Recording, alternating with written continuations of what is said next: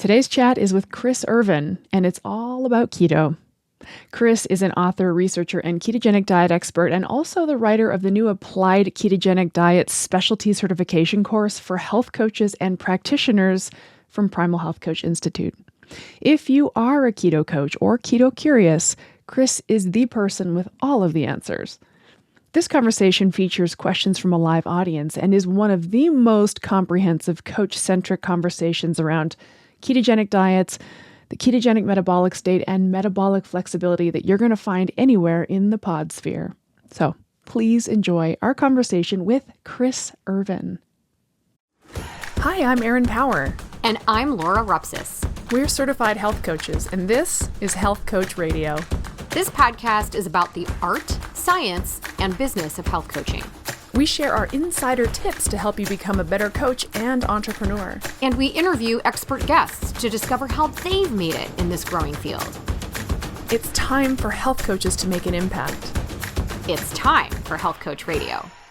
All right, folks, come on in and get comfortable. We've got Chris Irvin with us. We're excited. You may know him as the ketologist if you're an Instagrammer. That's how we know. We know Chris. We just know Chris from around. Hey, Chris, you going to the Metabolic Health Summit this year? I was literally just getting ready to ask you that. Yeah, it's in my almost my hometown here. It's in Clearwater, so it's right down the street. Yeah. Awesome. So I was going to ask you guys going as well, I assume. Yep. Nice. Yeah. Erin's going for Primal. I'm going for my new gig for Simplex. I was needling the CEO like, dude, we have to be there. This is what Simplex does, is reverse insulin resistance. Why you haven't been there is beyond me. So yeah, I'm excited that it's back here because it used to be like it originally started in Tampa when I was going to University of Tampa. I think my last year there was the first year of the conference. I think it was out there for maybe 2 or 3 years. And then they went out to California, which was like a bummer. I had to travel across the country now to get out there. But so, and last year, Santa Barbara was beautiful, but also like the hardest place in the world to get to. So. Yes.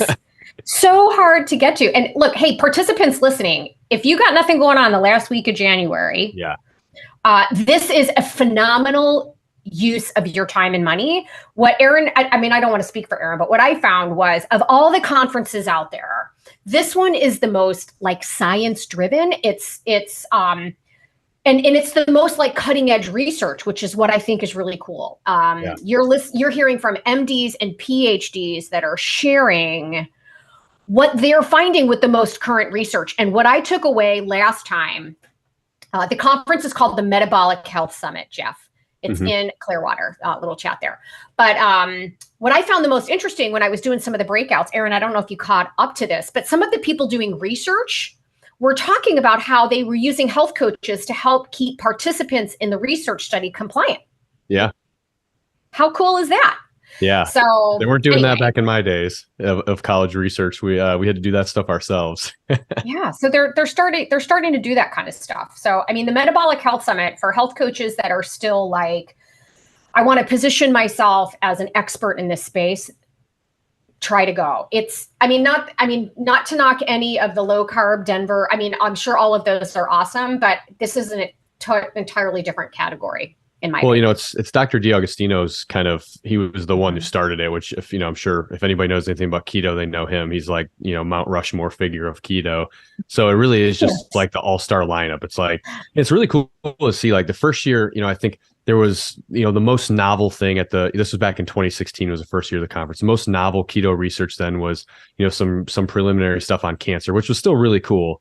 But, now it's like you go there and there's, psychiatrists, they're talking about keto for psychiatry, keto for autoimmunity, all these different things. So that to me has been the coolest thing to see over the last couple of years with that conference specifically is how many more use cases we're seeing for the keto diet. It's like 10 years ago, it was like weight loss and epilepsy. And then 8 years ago, it was like, all right, maybe cancer. And then now it's like, we're talking about Alzheimer's, autoimmunity, all these different things. So it really is an awesome conference. I can't wait to dig into why that is. Yeah. But anyway, we just started chatting and we didn't introduce who you are at all. And I'm sure some people are familiar with you, but do you mind kind of giving everybody your backstory and kind of why you're here? For sure. Big story. It's funny. I assumed you guys were going to ask about my backstory. And I remember like when I first started going on podcasts, like 6 years ago, probably it was like so much easier to remember because my backstory was only like a year prior to those conferences. But now it's like I have to remember back like 6 to 8 years to remember all of this stuff. It's like it's starting to become a little harder. But yeah, as you guys mentioned, I'm Chris Irvin. I'm the ketologist on Instagram. I've been working in the keto low carb space for about, I guess, since 2015 now. Kind of my background is I had my bachelor's degree in exercise science. I was kind of going more of a strength and conditioning route initially out of undergrad, and then got kind of bit by the nutrition bug. And I found this awesome university down in Tampa, the University of Tampa, who was at the time doing a lot of bodybuilding research, which was kind of what I was into. That was my transition to nutrition, was kind of, based off around bodybuilding and stuff that I was into at the time. And so I came down to University of Tampa, first day of nutrition class. We learned about the ketogenic diet for endurance performance, which was, at the time for me, pretty crazy. It was kind of a known thing. Like I played 2 sports in college, and it was a thing where you take carbohydrates in before you do any sort of athletic activity. If you're lifting, if you're running, if you're playing sport, you need carbohydrates. And, that first class, it was like really eye-opening. And it was funny, that first day of class, I went home, went to the grocery store, bought I found whatever keto food list I could find at the time back in 2015. There wasn't a ton of resources out there yet, but I think there was probably a lot of like cream cheese and bacon and maybe not like the cleanest stuff on there, but started like the diet right away and was pretty blown away just by like the, increases in energy and everything that I got from it. So that kind of sparked a lot of interest in me. And at the time I was really trying to get into research and get into the research laboratory at University of Tampa. And they were starting to do some keto studies there with athletes, which was kind of perfect for me. I was just a couple of years out of, being an undergraduate athlete. So it was a perfect kind of niche for me to start studying. So joined the lab there and started studying keto for different things like power, strength, body composition. It was really, really cool studies because we got to do it in these really like well-trained athletic populations. So some of them were college athletes, or, at the very least, they were college kids that were lifting weights and exercising 3 to 4 times a week, which for, anybody who knows anything about research, kind of a rare thing. Like a lot of times you're kind of just stuck with whatever you get for subjects. So this was a pretty cool thing to get to see. And to your point, talking about like the health coaches in research, back then, like we didn't really, that wasn't a thing, at least not to our knowledge. So I remember like conducting classes and seminars for these subjects to like teach them about keto. So we would have to be the researchers, we would have to be the educators, and we would have to be the coaches during these studies, which, was cool because you get to see just the diet from a lot of different and then so, that was the first semester of my undergrad. And then really just kind of interesting intersect where, University of South Florida is also down here in this area, which is Dr. D'Agostino's, that's where his lab is at. And Dr. Angela Poff, who's a professor and doctor in his lab, was doing a special course at University of Tampa on metabolism. So I was able to kind of get connected with her and get an internship in the lab over there at USF, doing research on keto for different therapeutic models. We were looking at, exogenous ketones and some really cool novel things. It was all in animals and rats. Which was really cool. Is just an eye-opening experience to get to kind of see that style of research, a lot different from what I was previously exposed to. But after getting bit a few times by rats and kind of just they kind of had their way with me, I decided that maybe rat research wasn't really the route I wanted to go. So actually, I do have some scars too on my fingers still. Yeah, they really got me. What's that? I didn't know they bit.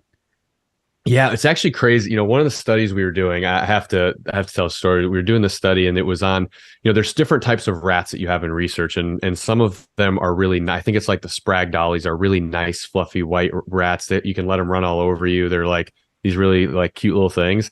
And then there's this other kind, I think they're Fisher rats, and they're inherently a little mean. And the study we were doing was looking at aging populations. So we had these old men rats, and like the young rats, you can pick them up by their tail because they're a little bit more like they can handle that. But the old ones, if you pick them up by their tail might fall off. So you can't really do that. So you have to grab them kind of by their hind legs and stuff. And one day, one just kind of flung up and started like it just chewed through my glove and just kind of clamped into my hand. And I was like running around trying to find a place to wash it out. And the first sink I found was a janitor's closet, and there was rusty water that went right in the wound. And then I had to call and check about like tetanus and like all this different stuff. So it was like, after all that whole debacle, I was like, maybe this is for other people. It might not be for me. Yeah. But yeah, so, after that, like after finishing up my internship there and getting to see like that, for me, what was big there was it was an eye-opening experience to see the therapeutic side of keto. So I'd already seen the exercise side of keto. Now I was getting to see the therapeutic side. There was more research coming out about keto improving different, biomarkers like cholesterol and triglycerides. And then there was a lot of stuff coming out about diabetes at that time. So that was, pretty big thing. So after I graduated, I decided that, it's kind of my call to action was that I was seeing all this research in these journals, but still wasn't seeing a lot of people talking about keto, which I think today that's hard to imagine. But this is back in 2016 where there wasn't a lot of blogs out yet. There wasn't a lot of influencers on social media. There was no keto companies or keto branded foods, anything like that. And that was, to me, it was like, we have all this incredible research and it's locked away in these journals. Like, how do we actually, help people with this information? So that was kind of how the Ketologist started, is I wanted to have a platform where I could kind of share research, kind of break it down in an easy way and show people how they can apply that research to their day-to-day life. And, kind of born out of that was I started with another partner, I started ketogenic.com. So they kind of brought me in to help put together that educational platform. And from there, had an opportunity to join the team at Perfect Keto, which was kind of a big thing that I wanted to see, which was the food industry. I wanted to see what that looked like, because I think if you look at our system as a whole, there's a lot of aspects that are broken, and the food system is one of them. So Perfect Keto was kind of an opportunity for me to get plugged in with a group that was doing really good work in trying to kind of repair the food system and put together really good offerings for people that are trying to follow keto. So spent about 4 years there as education manager, and just kind of doing education for both the customers, and then also the employees, help educate the marketing team on how to talk about keto and the various products. And then shortly, after 4 years there, I joined the team over at BioCoach, which is a company. We have a blood glucose meter that syncs up with an app that just kind of helps coach you through diabetes management, controlling your blood sugar using low carb and ketogenic principles. So I was the president there for the last couple of years. And then, have kind of recently started getting back into the education and writing space over the last year, which is what kind of brought me into this program. I just kind of felt, over the last 4 or 5 years being in business a lot more and kind of being in the industry side of things, I was missing some of that academic education, style of keto. So, this was you guys, I think we chatted, I don't know when it was, about 6 months ago, about maybe there being some need for a keto course. Which to me was like a no-brainer. Like, if there's going to be a keto course out there, I want to be, the one writing it. And so yeah, that's how we got to today, I think. Yep. So great. Yeah. Wow. Chris, I feel like your origin story is so interesting, because you marched into like a nutrition class and learned about keto, and you're like, I'm in. This is like from day one. What is that all about? I mean, obviously you're a scientific minded person. You your athletic background, gives you some kind of point of view with respect to performance. Did you have any kind of, what was it that drew you to it specifically? Yeah. You said when you first tried it, you were doing this junk food keto and you immediately noticed like mental clarity improvements and energy improvements. What was it that really pulled you in? Yeah, I think that's a good question. At the time I was new to research, so I definitely wasn't as which I think was a good thing. I didn't really have a whole lot of dogma around what nutrition is supposed to look like. And my nutrition classes I took in undergrad were pretty anti-fat and cholesterol and all of that stuff. But, nutrition wasn't a huge focus of my undergrad. So I was fortunate that I didn't really have a lot of preconceived notions around nutrition. And about 2 months prior to starting school at UT, I had gone down there for a conference. And looking back now, it's pretty crazy to think it was really like the Mount Rushmore of keto doctors at this conference. It was a very small conference, but it was Dr. D'Agostino, Dr. Volek. I'm trying to remember who else was there, but two of the guys that have been doing research the longest on keto. And so I had a little bit of they were kind of the first introduction to keto. They'd kind of put the bug in my ear. But I really kind of only saw it as weight loss at that time. It's like weight loss and disease management, which weren't really things that I was really interested in or, had a need for myself yet at the time. But then I think that first day of class, when you started seeing the robust evidence around endurance performance, and I still play a lot of basketball, wanted to benefit from, some of those endurance benefits, and really the science behind the endurance benefits of keto is probably the easiest to understand of all of the benefits of keto, right? It's like, it's pretty easy. You're tapping into fat stores. You have this much larger pool of fat stores than you do carbohydrate stores. So if you're able to use that, then you're going to be able to perform for a lot longer. So that was a pretty easy thing to understand.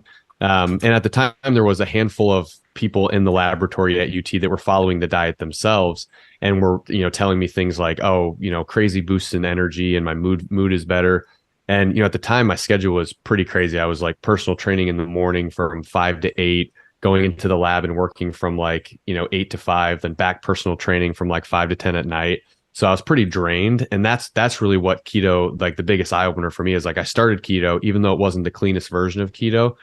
Within a week or two, I was like, wow, I'm not feeling myself getting hungry and tired and moody as I'm going through these long work stints, all of this energy. So I think that's what roped me in. You know what I think is so interesting about that is that any one of us that is kind of quasi-science minded, which is most of us here watching and listening, we get it. It makes sense for endurance sports. Oh, obviously endurance, this is a long, slow, fat burning endeavor. So if we can tap into our fat stores, obviously that makes perfect sense. But you know what? You know what else is an endurance sport? Life. Being a human. Yeah. Exactly. Every day is an endurance effort. And so we need to extrapolate. It's just such an interesting perspective. To come at from the sports perspective and be able to realize maybe I can use this in my life. I think that's where a lot of us came from. I'm certainly not an athlete in the endurance realm. You couldn't pay me, but running ketones, running body fat as my day-to-day fuel comes in real handy. I've got lots of that, lots of that to spend. Yeah.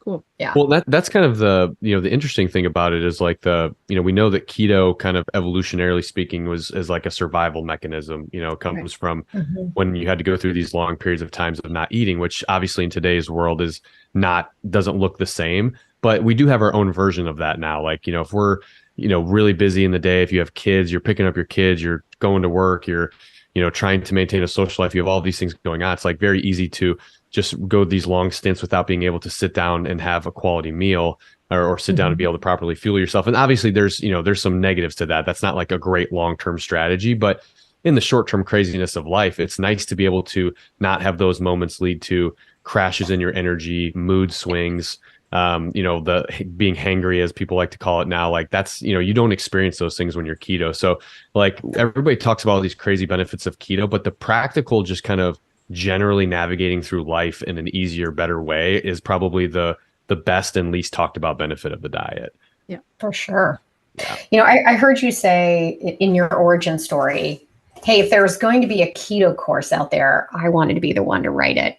So I'm sure you've talked through this with Aaron, but I wasn't privy to those conversations. So I would love to hear a little bit more about what you think needs to be said. Maybe some of the courses that are out there, what they tend to be missing, what you really feel, hey, if you're going to go forward as a ketogenic practitioner, a coach, what isn't talked about? What did you want to make sure was in this course? Because we're already starting to get some questions for you that I want to go through. But I think to give a broad overview, what are the big things that need to be addressed in any good course if someone's going to go forward, and where were you when you went into writing the content and the outline?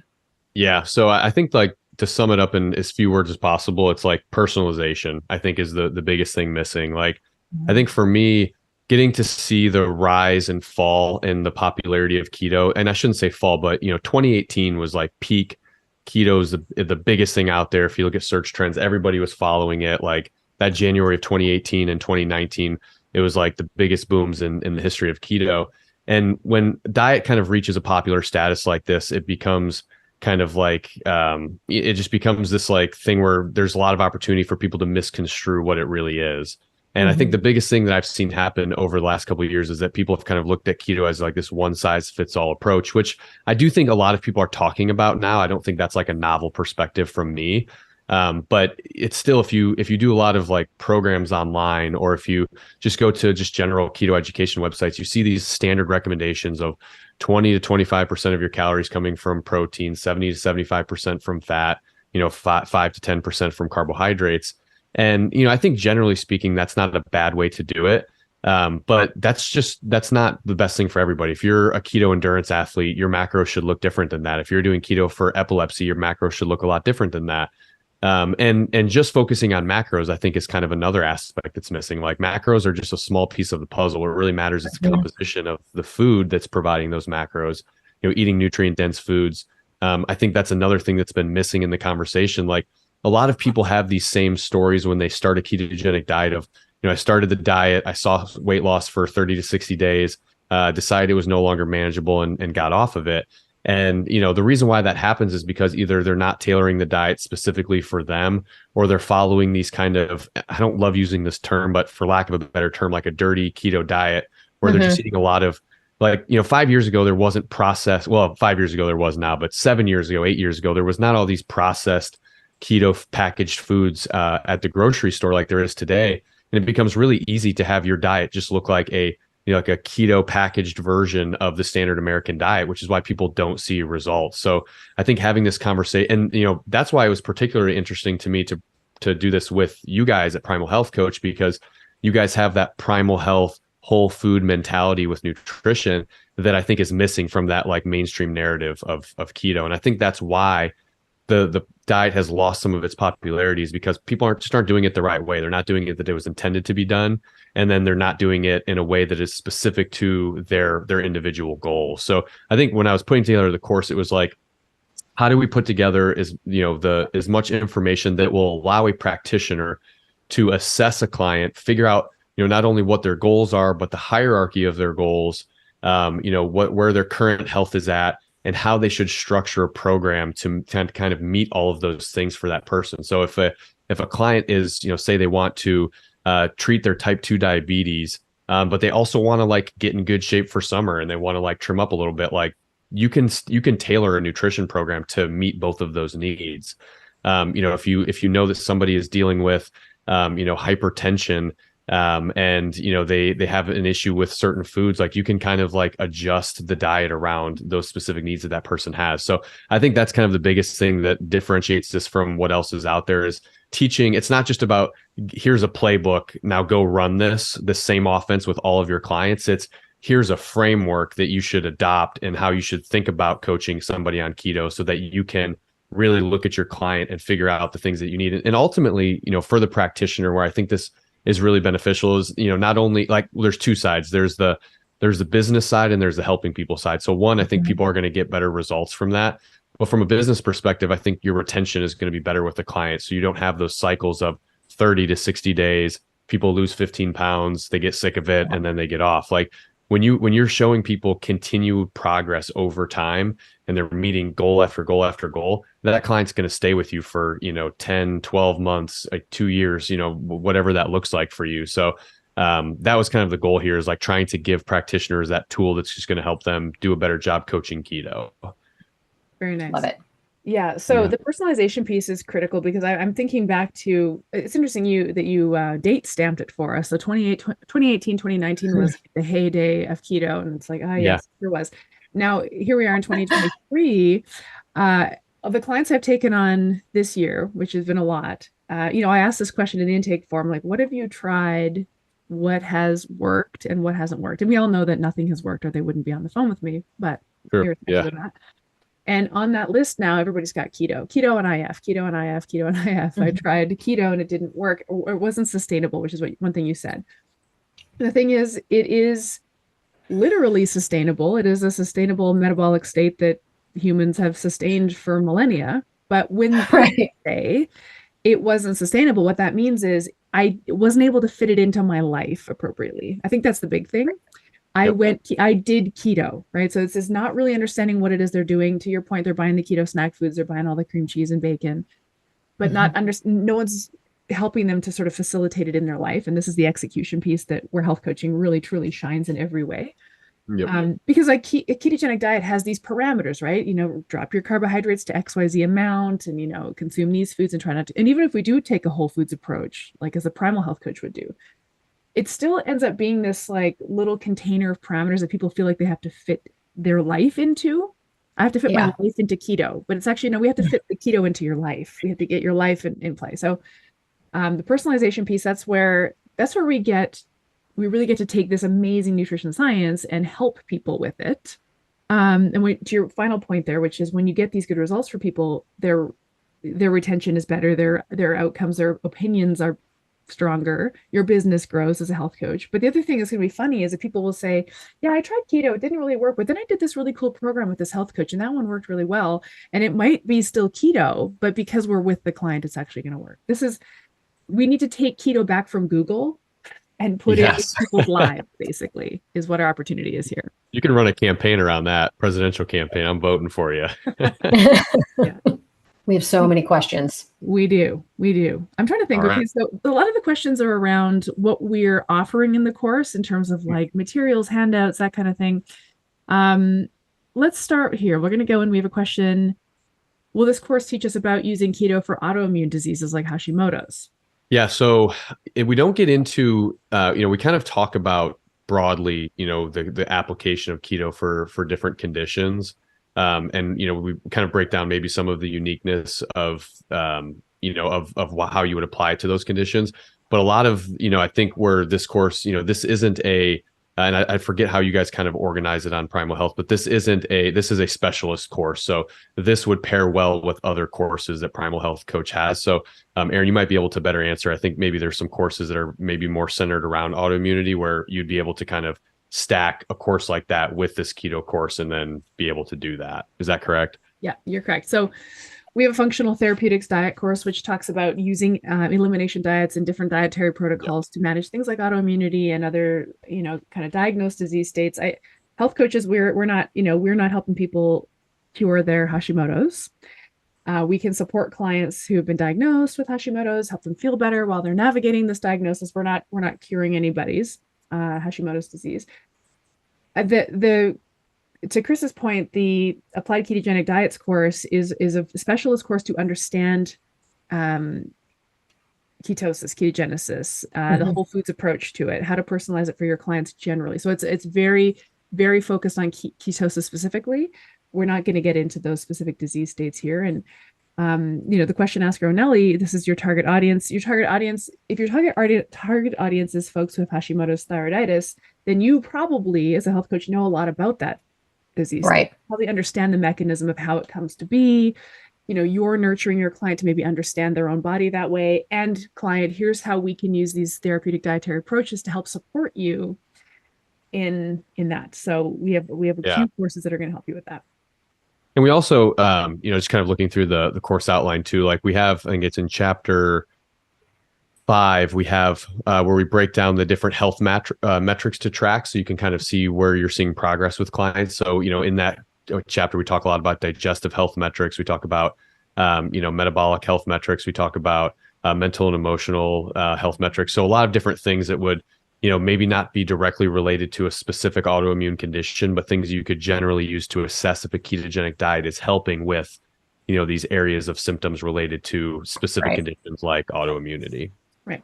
I mean, the more you learn about the ketogenic diet and the role of ketones as an anti-inflammatory agent and as a way to support immune system function, like you can get a broad picture of why ketones might be additive and supportive. But if you're building your entire ketogenic diet around eggs and cheese, might not be ideal for someone with an autoimmune condition because we know many of those have inflammatory triggers. So, using just keto for some sort of autoimmune or Hashimoto's in particular, like Aaron and Chris, you nailed it. You kind of need to meld, two different thought processes here, right? The things that kind of trigger that leaky gut and inflammatory response, but then also the anti-inflammatory nature of ketones, generally speaking, and can they work well together?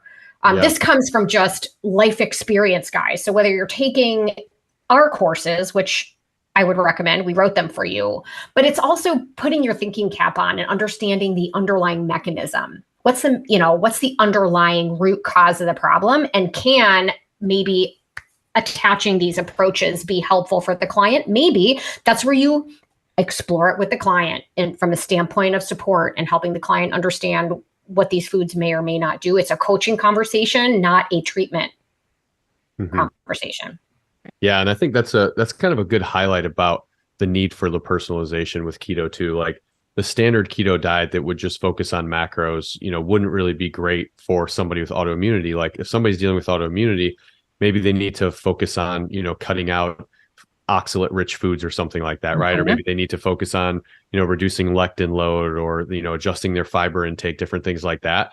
Like keto traditionally has been, hey, those 30 grams of carbs a day that you get should all come from fiber. Well, if you have a healthy functioning digestive system, maybe, but if you have, SIBO, then you probably wouldn't want them to be, overloading themselves with a ton of fiber maybe initially. So I think that's where this course will kind of help you with figuring out what are the goals that your client has, what are the metrics you should be tracking related to those goals, and then here's the different tweaks that you can make to keto. But I think it definitely needs to be applied with the knowledge of these other areas. Like if somebody's coming to you for cancer, which is probably the most extreme version of why somebody would be coming to you for keto, their keto diet's going to have to look a lot different.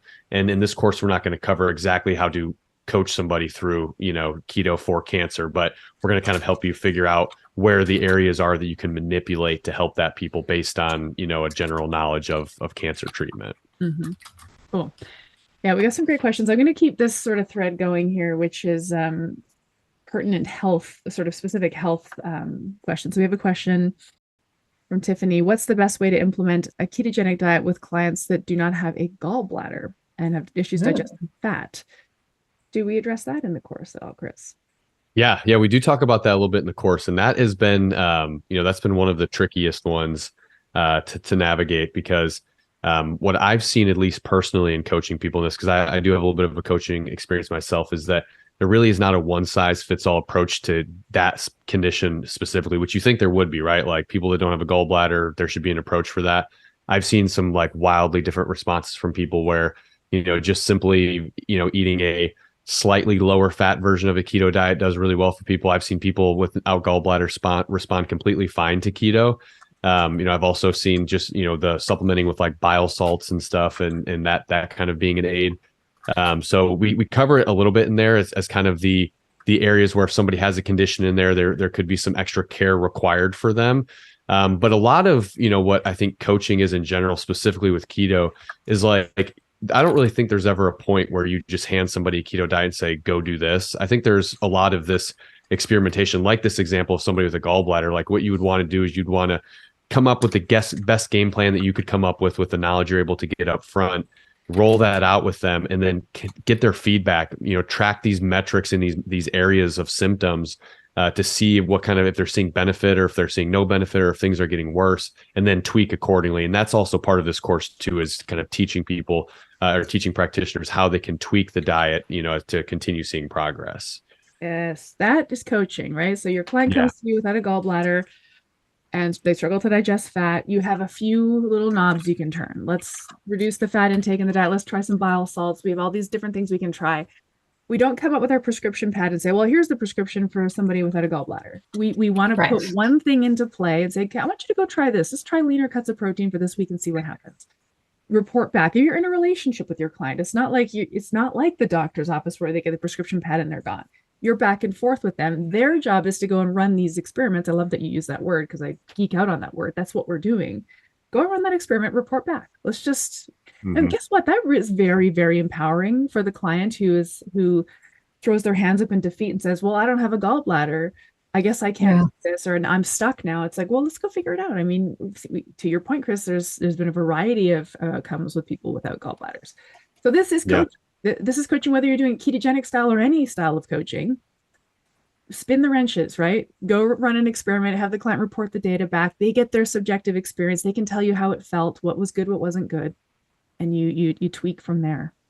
Yeah. And this really is what a practitioner that's trying to incorporate keto, what you're going to be up against is the mainstream boom of keto has led to all of these, kind of standard protocols on the internet, these programs. Go download this PDF and follow this diet. And, generally speaking, if you're somebody who is, relatively healthy, you want to lose that 20 to 30 pounds or you don't really have a lot of like chronic issues going on, like those approaches work. But for a lot of those clients that have said, I tried keto and it didn't work, that's because they tried these kind of cookie cutter programs that are out there. So that's why you're going to have people coming in with these preconceived notions of keto doesn't work for me, or it didn't work for me when I tried it this other time. So that really is kind of the key thing is, and for some people, like if I've had this definitely where you have these clients come in and you look at all the things that they have and you're like, I don't even know where to start, right? Like this person has this autoimmune condition, they're chronic inflammation, they're, dealing with, mental health, like all of these things. And for those people, sometimes it's like, all right, we do actually kind of start with like a basic, here's the standard keto diet. And we do in the course, we go over the different variations of keto, which I think kind of helps with this, kind of talking about like the standard ketogenic diet, then talking about, all the different variation, higher protein ketogenic diets, things like that. So for sometimes you do kind of start with a baseline, like that is science, right? Getting your kind of control or your baseline with your clients. How did they respond to a general keto diet? And for some, because I do think there's this aspect of coaching too, where, keto can be considered a restrictive diet. I tend to think that it's not if it's done the right way, but it can be considered restrictive. So I think generally taking like the minimum effective dose with clients is probably going to be better. Like if a client doesn't have to, completely remove every single food that makes them happy in their life to be successful on keto, that's probably going to be better, right? So you figure out like, sometimes it is starting with that minimum effective dose. Maybe it's just giving them a food list, a keto food list to say, why don't you just go eat these foods for 2 weeks? Don't worry about calories. Don't worry about macros. Let's just see how you respond. And then, and then after those 2 weeks, you talk to them and you get feedback. You say, oh, you're having digestive issues. Okay, let's make this tweak. Oh, you're noticing muscle cramps and fatigue in the afternoon. Let's make this tweak. You're not sleeping at night. Let's make this tweak. So sometimes that is good too. Like, rather than getting caught up in I have to personalize everything from day one, sometimes you can just get started and then learn and adjust as you go. Health Coach Radio listeners, have I got a treat for you. To get 72-hour free trial access to Primal Health Coach Institute and a 50% off coupon code to the How to Become a Health Coach virtual summit featuring video interviews with over 30 industry experts, visit primalhealthcoach.com/HCR today.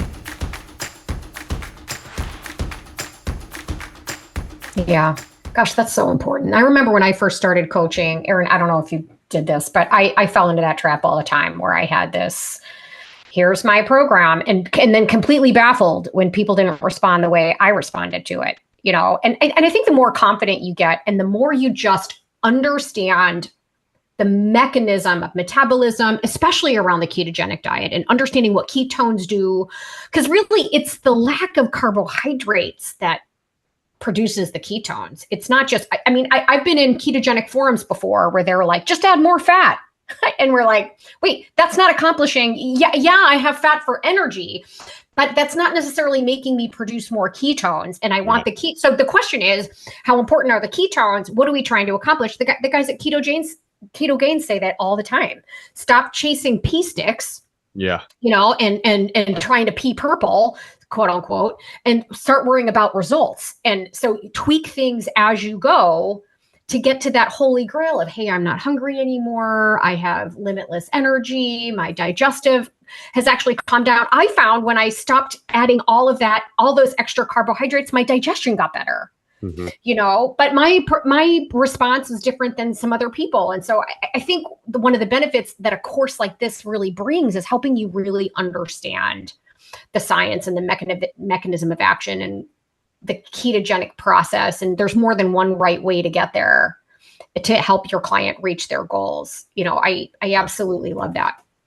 Yeah, I think that kind of brings up a good kind of way to explain the course too. Like, this course isn't going to be built around, like, this kind of goes back to the autoimmune question where it's like, okay, if your client has autoimmunity and they want to follow keto, here's the exact protocol for that. What this course is kind of teaching you is that, because like we said, even somebody within that group, like 5 people with the same autoimmune condition are going to need different types of ketogenic diets, right? That just as an example.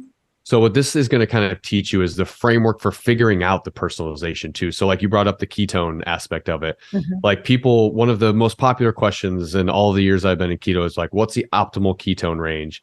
And it used to be, people say 1.5 to 3 millimolars. And then it was like, oh, 0.5 is keto, or, that's optimal, or you need to get up to 5.0. And the real answer is that it depends on the individual, what they're using the diet for, kind of what their main goals are.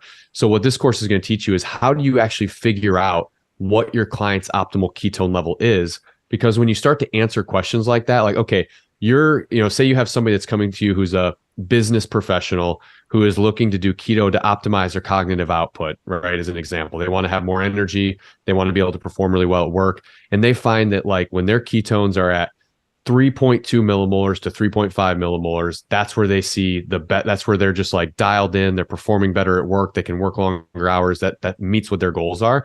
Now you have something that you can aim for and you can use strategies to get them there. So, hey, you want to get to 3.2, you need that for like a meeting or something. Here's the ways you can get there. You can dial your carbs back to a certain amount. You can incorporate fasting. Maybe all you need to do is not snack between meals and that'll get you there. Maybe you supplement with MCTs or exogenous ketones, right before to get you to that level. Like there's many ways that you can get there, but that's the personalization part that this course will teach you is how do you figure out what you need to know about your client so that you can then coach them better? Yeah.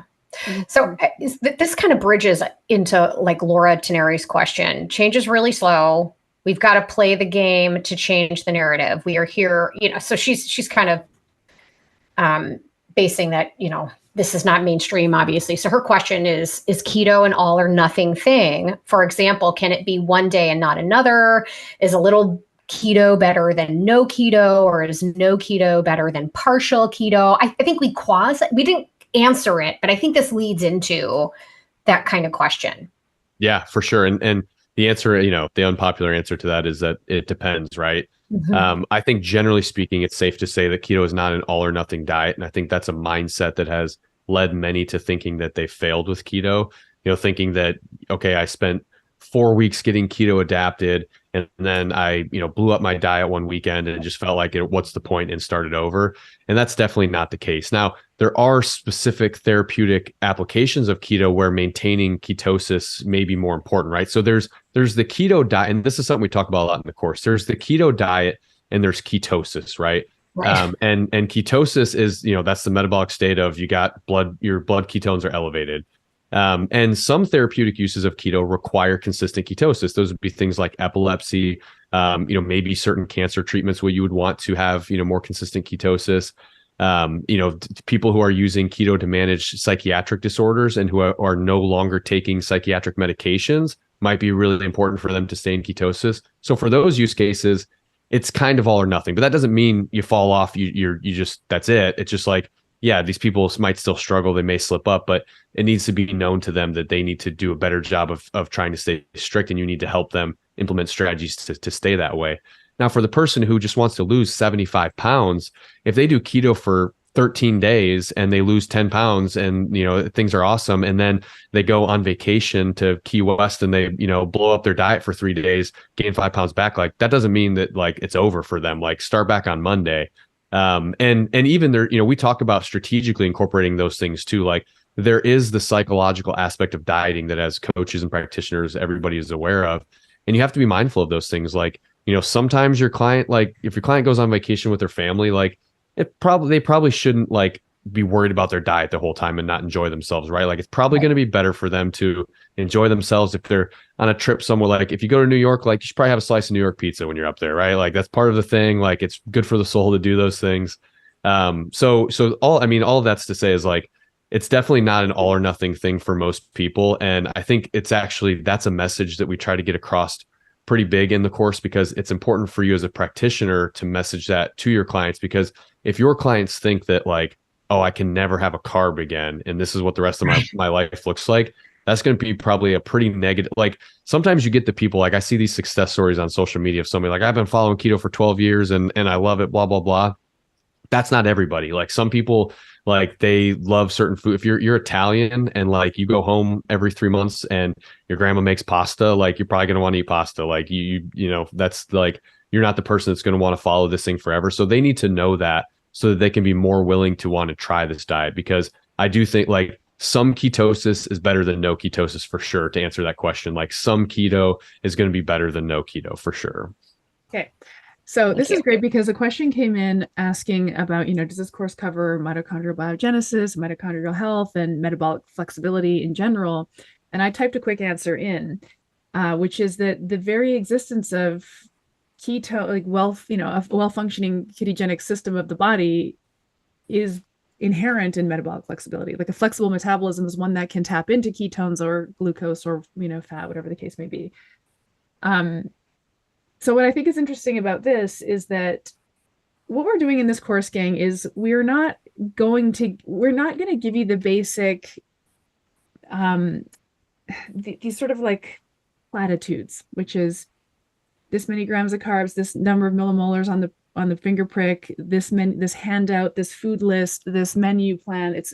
We really do want you to fully immerse your client in the experience of ketogenesis and understanding what that feels like. So I loved your example that you gave of the executive who is testing his ketones and is applying the data that he's getting to how that feels. And then we can say, okay, when you like how that feels, here's how we can help you get that way. You can corroborate it with data. But I want health coaches really to be more client focused, more client centered about how the client is feeling, rather than all the materials and resources that we can throw at them, which will honestly just confuse them more. We want to help people understand this metabolic state and why the benefits and being able to go in and out of it, how that's not a big deal. There's metabolic flexibility right there. You go on vacation, you come back. All right, you get a flexible metabolism, no problem. Your body will remember how to use and create and burn ketones. It's fine, right? So in the execution is really, which what we're teaching mostly in this course, is an applied, we have been on over the name for a long time. And we doubled down on applied ketogenic diet specialist. Why did we choose that word? Applied. We want you to be able to get this into people's lives with them. We don't want this to be another thing where they're just getting bombarded by information. This is about applying and executing. Yeah. I think that's a great point. And like, to answer, like to talking about like the mitochondrial biogenesis and stuff, like we do early in the course go over some of the science behind like ketogenesis and what's required for that to happen and different ways to optimize it. And we talk about metabolic health a lot. So obviously mitochondria come up in there. But to Erin's point, like this isn't necessarily like a science textbook about keto. This is like, if you were going through a college course and you were to have a book on nutrition, like maybe it would be like a nutrition biochemistry book, right? Like that's going to be going into like the science behind like everything that you need to know to understand what's going on in the body. This is going to be the nutrition application book that's going to say, how do you actually apply that information, to your clients? So this is, to Erin's point, like applied is the main thing here.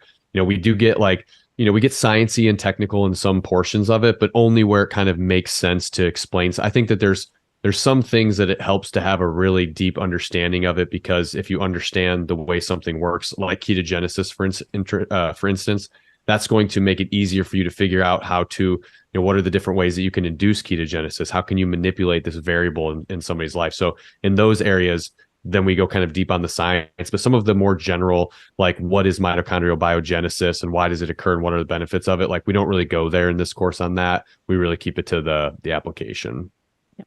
Yep. Which is our wheelhouse. I'm sorry, the number of times I've completely confused a client with science is too many, right? I think that's what they're asking me. They ask me a question. And so that's what I think they're asking me. And then they look at me like a deer in headlights. I'm like, rewind. Repeat your question, please. And then this is where you learn this question. Reply, answer their, like, make sure you understand what it is they're really asking. They don't care how the Krebs cycle works. They don't even know it exists, right? They just know that their energy is so they're saying, I'm lacking energy at 3:00 in the afternoon. And you're asking them, tell me about your day. What's leading up to this? You will have some working knowledge on understanding energy systems and energy metabolism, which, by the way, we cover in the main course. We cover that in the main course. So you will know a lot about that. Your client wants to know how to apply it. Mm-hmm. They don't want to know the intricacies of how the watch works. They want to know what time it is and how to use it. Mm-hmm. That's what they want to know. So trust me, there's plenty of science. We're the science people, but you don't need to be a PhD in biochemistry to be helpful to people. And quite frankly, take it from me, you end up falling into the trap every time. Mm-hmm. Yeah, I mean, it's a good point. Like, it was actually a mistake that I kind of made early on, having my ketologist platform, it's a more sciencey platform. Most of the people that were coming to me really dug the science. So like when I would explain it to them, like that became obvious that was something I was like, yeah, if you give people education, you teach them how things work. Education is motivation, right? And then as I kind of like when I started doing Perfect Keto and I started working with a lot of the people that were following the diet over there, they weren't coming there for science. It was like, yeah, that's not like a motivator for people. I actually think it might be behind me, but BJ Fogg's book, Tiny Habits, talks a lot about this, where it's like, I think it's, yes. There it is. But that book talks a lot about how education can be a good motivator initially for people, but like long term, that's not the best thing. So, and I think that's something that you can use. Like, you're going to gain enough of an education in this course that you can give them enough education to get that initial motivation. Things like, hey, if you're experiencing this symptom, it can actually be related to this, or did you know that like insulin resistance causes these things, and a ketogenic diet can help combat insulin resistance and give you an alternative fuel source. With, do you get sleepy after carbohydrates? Here's how ketones can be helpful. Those like talking pieces that will help get that client over the hump who's thinking about keto, but they're not sure. But, I think to Laura's point, like, if a client comes to you and they're trying to figure out whether or not they want to do keto, they're probably not going to care a lot about, how the intricacies of how the mitochondria work. But that being said, if anybody wants to talk about those things, I do love those topics. So we can always go into that another time.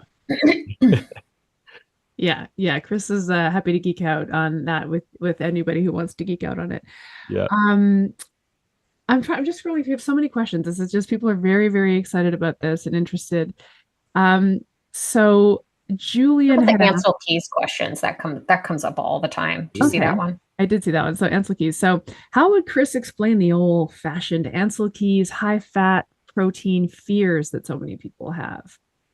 So because honestly, this not really the high fat thing. I literally had a client call before I jumped on this call with you guys, of a client who received some vegan propaganda in her Instagram feed, and now she's like, I can never eat meat again. Right. So we run up against fear of meat, fear of protein, fear of fat.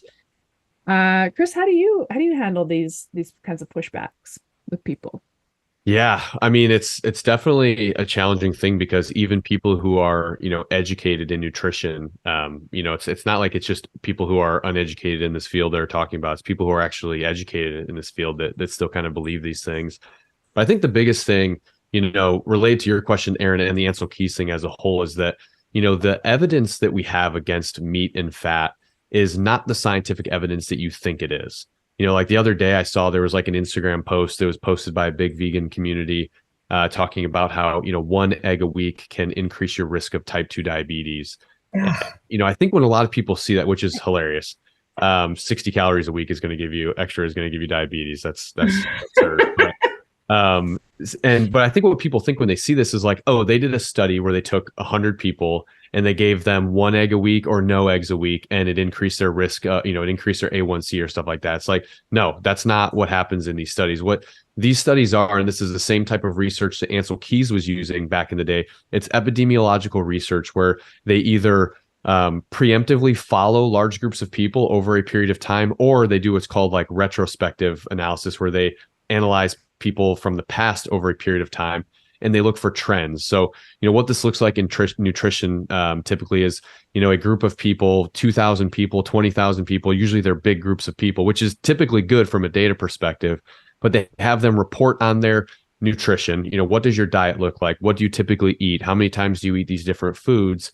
And then they measure they either, some of the studies will track like, how many people actually have heart attacks over a 20-year period or something like that. How many people actually get type 2 diabetes, or they'll look at their metrics, like, what is their cholesterol, which is its own conversation we could have on this, but what is their cholesterol? What is their A1C? What is their fasting glucose, insulin?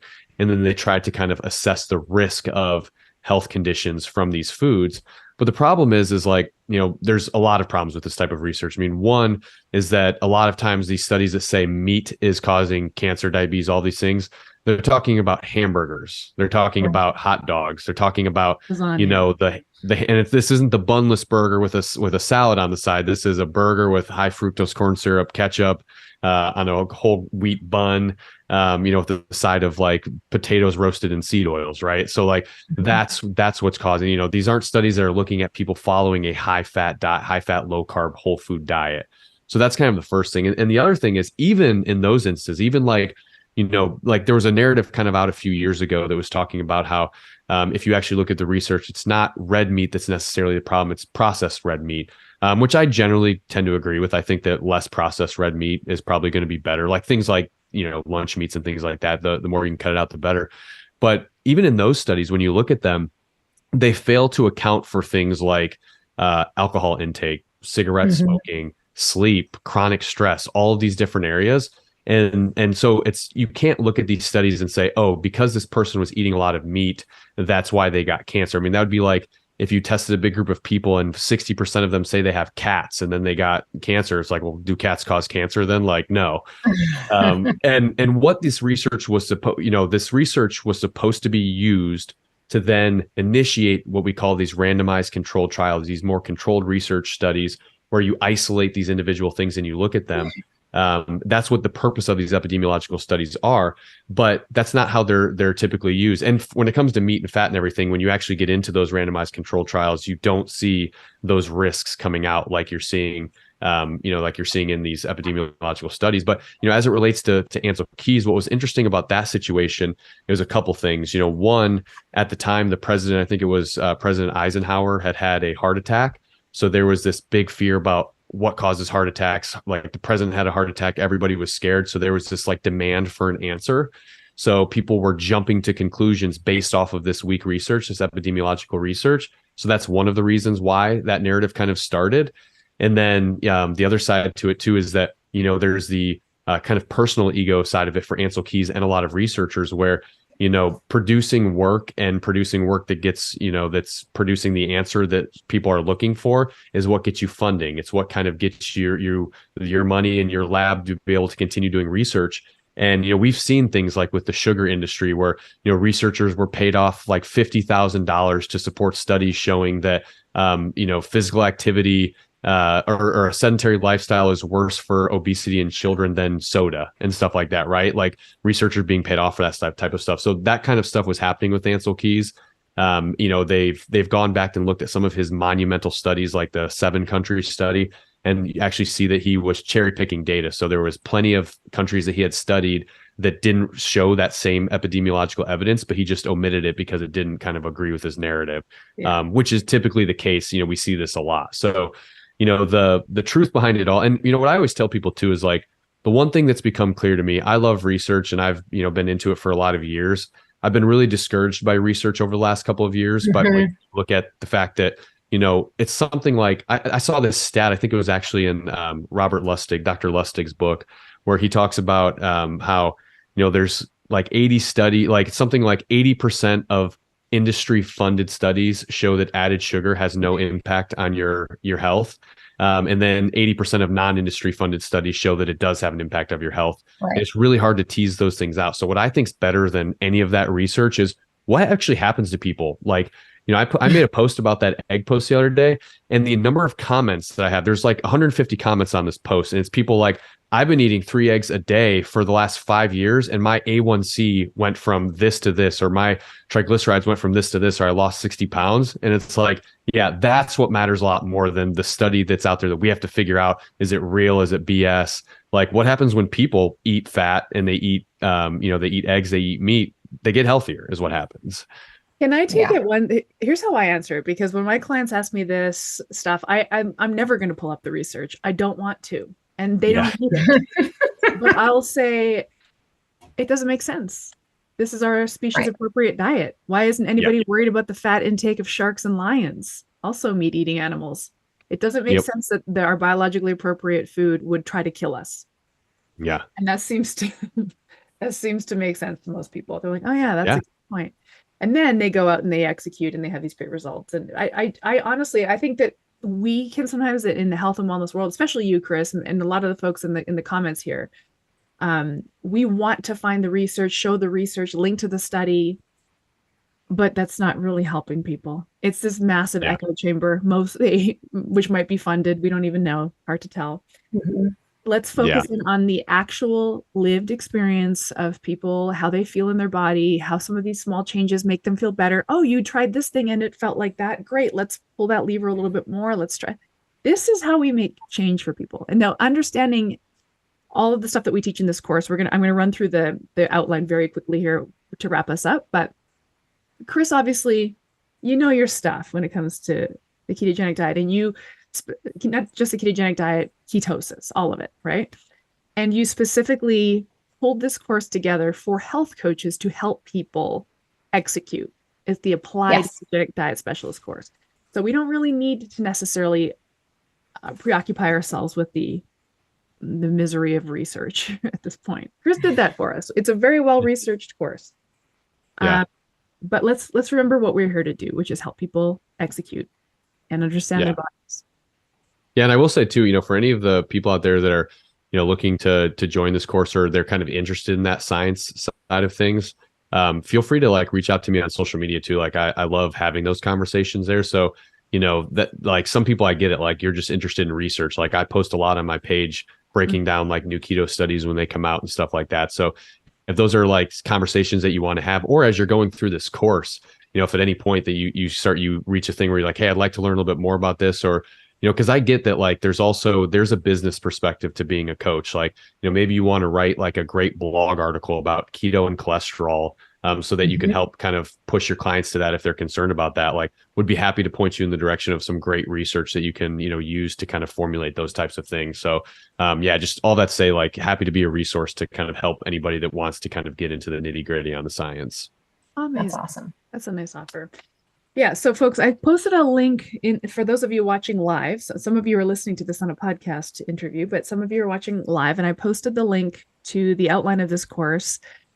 primalhealthcoach.com/applied ketogenic diet specialist certification. If you want to jot that down, podcast listeners, we basically have the intro to ketosis and benefits, food quality and nutrient density, inducing natural ketosis, keto adaptation, and keto flu, personalizing keto for your clients, tracking health metrics and progress, managing, maintaining, and troubleshooting ketosis, keto supplements, and then lifestyle factors like exercise, sleep, and stress management. And also, Chris did us a solid and folded in some of Mark's points of view on his metabolic flexibility point of view, his keto reset point of view too. So we have a few nods from Mark in there as well. It's an awesome course, gang. It's a really great, it seems to me we have a lot of folks here listening who absolutely love this dietary approach. It's working for them. They want to take their clients through it. We've seen more coaches wanting to specialize in keto coaching than ever before, which is amazing. This is the course that's going to help you to do that. And Chris, we thank you for putting the pedal to the metal and writing this for us. You did a great job. Yeah, no, it was a blast. I'll tell you, I've been able to work on a lot of cool projects over the last few years, but this has definitely been my favorite. And yeah, to kind of echo your point on the, people wanting to specialize in this, I do think that, even if you're somebody who's been using keto, it sounds like there's a lot of people in here that are really familiar with the diet, and you're really enjoying it. I think one of the things that I've seen, I have a lot of practitioners that will reach out to me for advice, and a lot of things I see is there's hesitation around people who get a little, hey, I'm trying keto with some of my clients, and I'm not seeing the same results with them that I saw with myself that kind of made me passionate about this. What is it? And that really is kind of the bones of this course is again, how do you figure out how to tailor it for your clients so that you can be confident? If you want to be a keto specialist, or if you just want to be able to kind of bring in, even if you don't want to specialize in keto, keto is a tool that you can use for certain use cases. And we go over that in this course.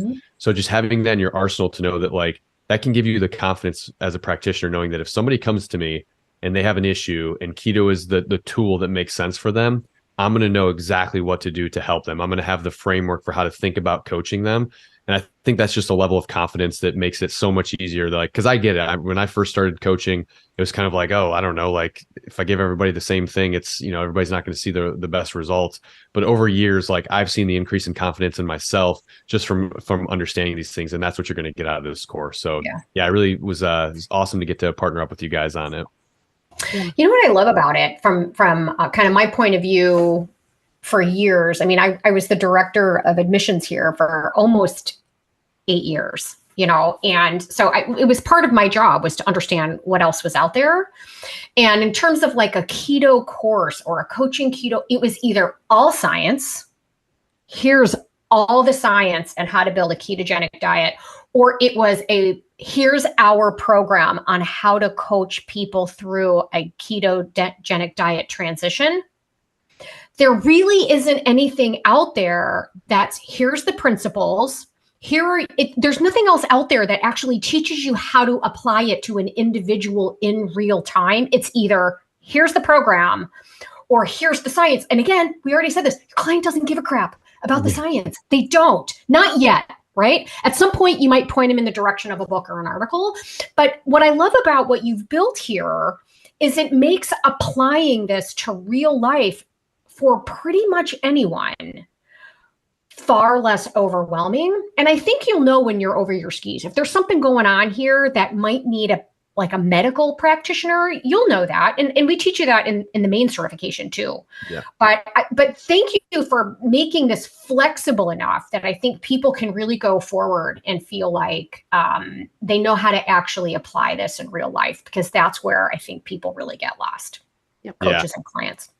Yeah, I mean, I think I told kind of the backstory, but, in 2015, when I first started reading this, to think that there would be, well, I guess the goal was always for there to be practitioners that would want to learn this diet so that they could apply it. That's kind of always been the goal. So I think that's it's really cool to see how many people actually care about this. Like how many practitioners are finally realized, like 6 years ago, if you were a doctor or a health coach, like you would have thought, keto is like a silly thing and you should never consider it. But now the evidence is so robust. Like it's amazing to see that people are actually, thinking about it. And I think that it's just a way to level up. Like if you're a practitioner of any sort and you understand keto, you understand, paleo, primal health, all these different things, you are leaps and bounds ahead of all other doctors and practitioners in that nutrition realm. Way more than them. Like you're going to you're getting more nutrition training in this course, like 10x more than somebody gets in their whole med school career. Like literally 10x, like you're getting more than that here. So, if you doing this, like you're doing a big solid, I think, and kind of leveling up and kind of separating yourself from the rest of the pack. Yeah. Love it. Boom. Well, Chris, thank you so much for everything. For engaging with our audience today. They loved it. And for writing this course for us. And we're excited to do some more stuff with you to be continued. Yes, I love it. Thank you guys. Had a blast. All right. Awesome. Bye, everybody. See you guys. This podcast was brought to you by Primal Health Coach Institute. To learn more about how to become a successful health coach, get in touch with us by visiting primalhealthcoach.com/call. Or if you're already a successful health coach, practitioner, influencer, or thought leader with a thriving business and an interesting story, we'd love to hear from you. Connect with us at hello@primalhealthcoach.com and let us know why we need to interview you for Health Coach Radio. Thanks for listening.